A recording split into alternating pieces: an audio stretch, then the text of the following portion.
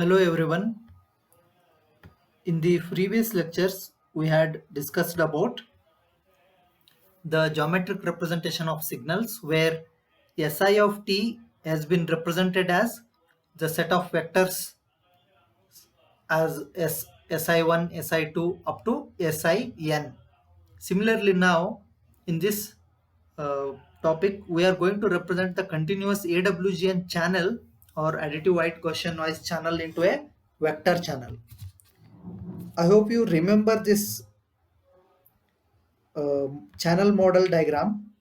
Here you can see Si of t is the transmitted signal, and when it goes through the channel which we are assuming as AWGN, a additive white Gaussian noise which is added into this transmitted signal, and at the receiver you are not going to receive Si of t which we have sent. Instead of that, what you receive is you receive at the receiver Si of t plus omega t.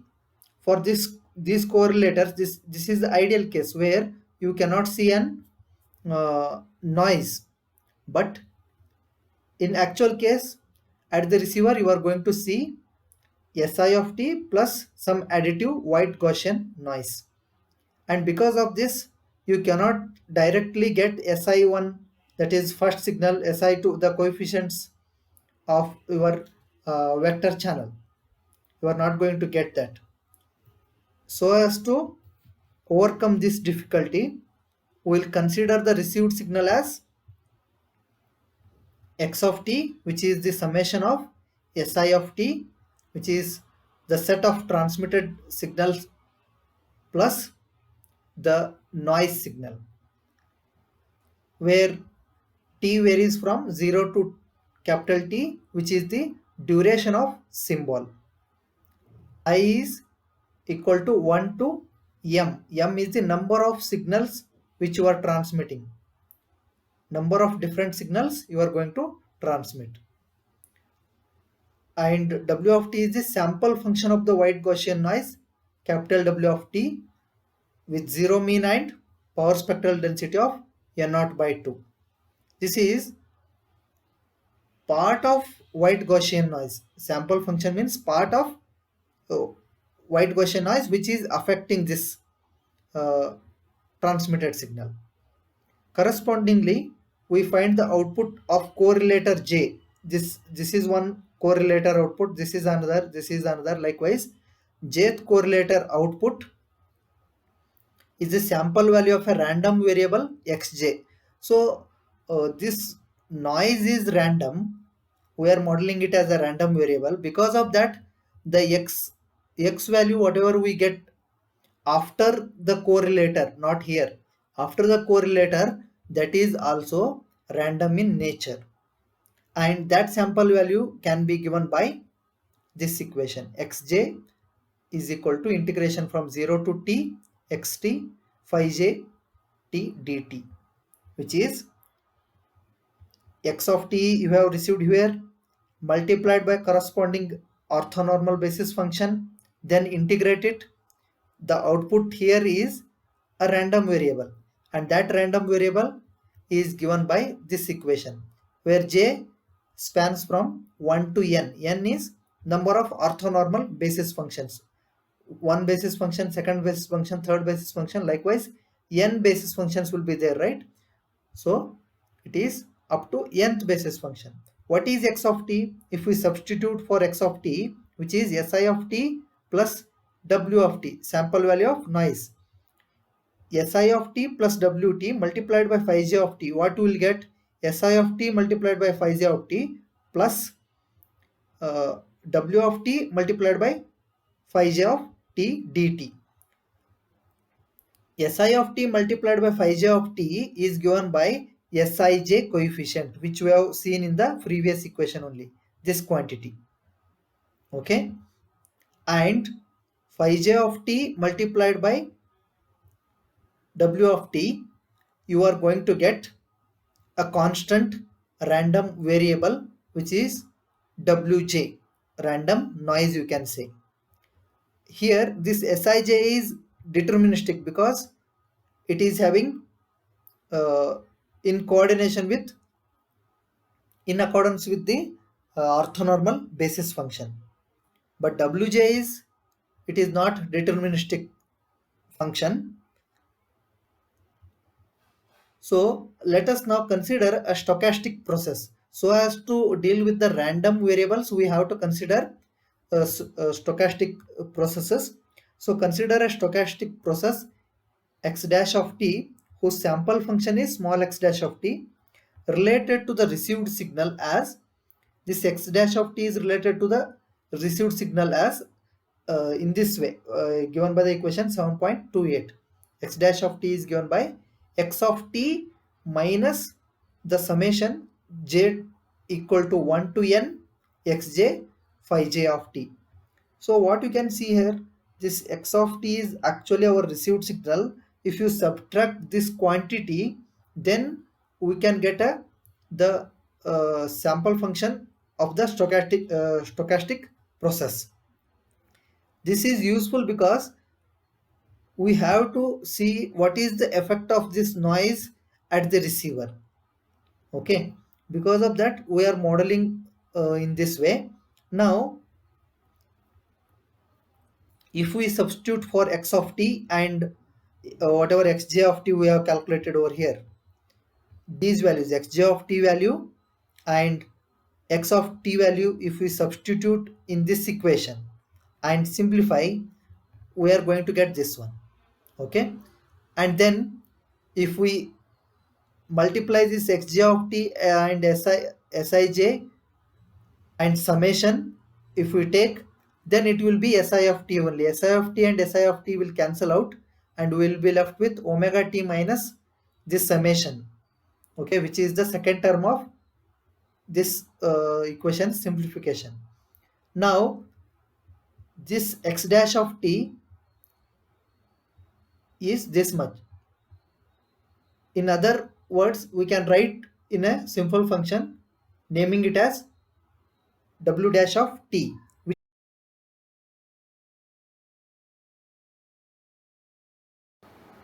So what we can see from this equation, the sample function x dash of t is therefore depends solely on the channel noise w of t. It completely depends on w of t, right? On the basis of this, we can rewrite the x of t equation from the previous equation. What is x of t according to this equation? X of t is the x dash of t plus this quantity, right? So we'll use this x dash of t value. Okay, we'll write first the equation, then x dash of t is written by, replaced by w dash of t. Now x of t is given by this equation. So this is our required signal, whereas this is the remainder term that must be included so as to preserve the equality. Now since we have considered received signal is a random signal, let xj denote a random variable whose sample values represented by correlator output small xj, where j is spanning from 1 to capital N. So here we are assuming at the output of correlator we are going to have random variables, which random variables are denoted by this xj. It is set of random variables in that the sample random variables which we can consider are small xj, where j is spanning from 1 to capital N. And if we calculate the mean of this xj, it depends on only Sij, coefficient Sij. So the noise expectation of xj is combined with Sij plus Wj, because xj we have already known, right? We have written over here. The expectation of xj is nothing but Sij and noise quantity Wj. In this expectation of Wj is having a mean of 0. Correct? This is having a mean 0 as already defined. So expectation of Sij will be Sij only. So the mean of Xj will be now Sij. Similarly, if we calculate variance of Xj, we are going to find it would be N0 by 2.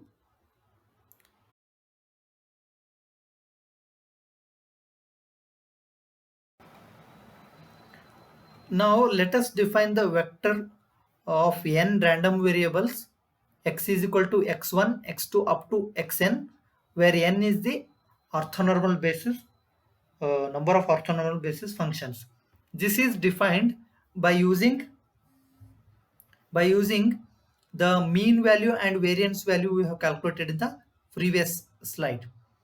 Since the elements of this vector x are statistically independent, we may express the conditional probability of this vector x as the uh, product of conditional probability density functions of its individual elements, given that signal Si of t or corresponding symbol Mi is transmitted. So this is the overall conditional probability density function. If you are sending a symbol Mi, then the product of individual elements, this signifies the product of individual elements. Okay, this symbol, individual elements conditional probability, and this conditional probability of individual elements is given by this equation, considering vector x and scalar xj are vector x and scalar small xj are sample values of the random variable, random vector capital X and random variable capital Xj. The vector x is called as observation vector. You might have remember this. Observation vector is used in the decision making process. So how to calculate individual elements conditional probability? That is given by this equation, where you can see it is 1 divided by square root of pi by n naught exponential minus 1 by n naught xj minus sij whole square. By using the equation 7.40 in 7.39, using this equation over here in the 7.39 and simplifying, we will get the equation 7.41, which is like this. This is the conditional probability of getting vector x when you are transmitting symbol Mi. Say you have transmitted 0, what might be the random variable x you are going to get? You have transmitted 1, what might be the random variable x you are going to get? That is given by this equation after the correlators.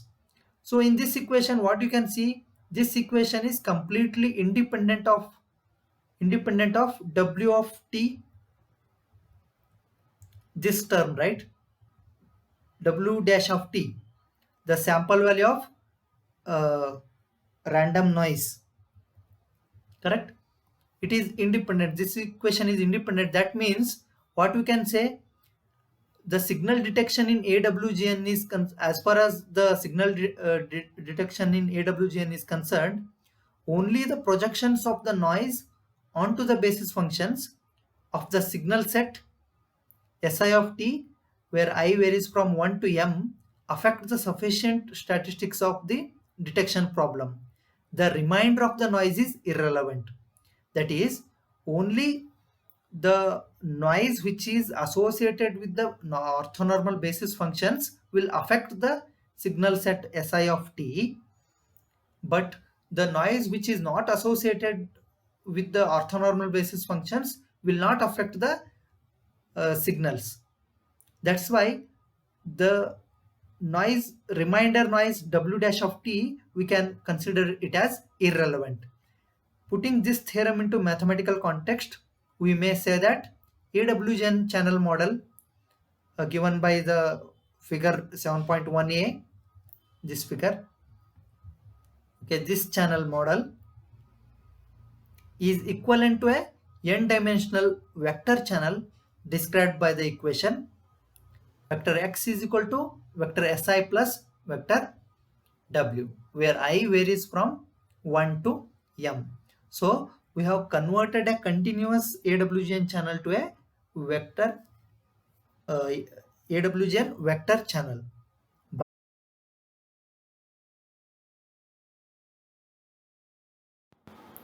Okay, I hope you understood the concept discussed today. If you have any doubts, you can contact me or you can comment in the comment section. In the next class, we'll discuss about optimum receivers using coherent detection. Thanks for watching. Have a good day.